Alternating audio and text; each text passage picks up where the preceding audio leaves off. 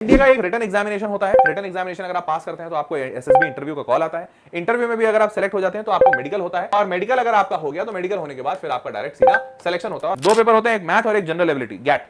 Maths 300 number का होता है, इसमें 75 नंबर लाना मैंडेटरी है। अगर 75 नहीं लाए तो नो मैटर, तुम 450 नहीं 500 नंबर ले आओ, पर फिर भी तुम फेल हो जाओगे क्योंकि तुमने मैथमेटिक्स में 75 नहीं लाए। और वैसे ही जनरल एबिलिटी टेस्ट में 150 मिनिमम लाना आवश्यक है। पेपर का पैटर्न कुछ ऐसा है कि भैया मैथमेटिक्स में मैथ्स में 300 नंबर का पेपर आता है, हर सवाल 2.5 नंबर का होता है। गैट में क्या होता है कि एक इंग्लिश का सेक्शन होता है और एक जीके का। इंग्लिश 200 नंबर का आता है क्योंकि 50 सवाल होते हैं और हर सवाल 4 नंबर। यहाँ पर 100 सवाल होते हैं, हर सवाल 4 नंबर का 400। क्या पूछा जाता है तो मैथमेटिक्स का सिलेबस है algebra, matrix, determinant, trigonometry, geometry of 2D and 3D। उसके बाद डिफरेंशियल कैलकुलस जिसमें डिफरेंशियल इक्वेशन, डिफरेंशिएशन, इंटीग्रेशन सब कुछ आ गया। Integral calculus, differential equation, vector algebra और स्टैटिस्टिक्स एंड प्रोबेबिलिटी। इंग्लिश सबसे आसान सिलेबस है इसका, सच बता रहे हैं। ग्रामर और उसका यूसेज, उसके 2-3 टाइप के सवाल आते हैं। कॉम्प्रिहेंशन पूछते हैं और उसके बाद एक्सप्रेशन। जीके में भी फिजिक्स में 25% वेटेज होता है, 25 सवाल जो होंगे वो फिजिक्स से पूछे जाएंगे। केमिस्ट्री 15 सवाल पूछा जाता है। जनरल साइंस 10 सवाल, तो 40 नंबर का जनरल साइंस। देखो सबके सवाल फिक्स हैं। ज्योग्राफी के 20 सवाल और वैसे ही करंट अफेयर्स के 10 सवाल। तो अब तुमको एकदम क्लियर है कि अच्छा कहां पर कितना समय देना है, ये बात सबको समझ में आ रही है।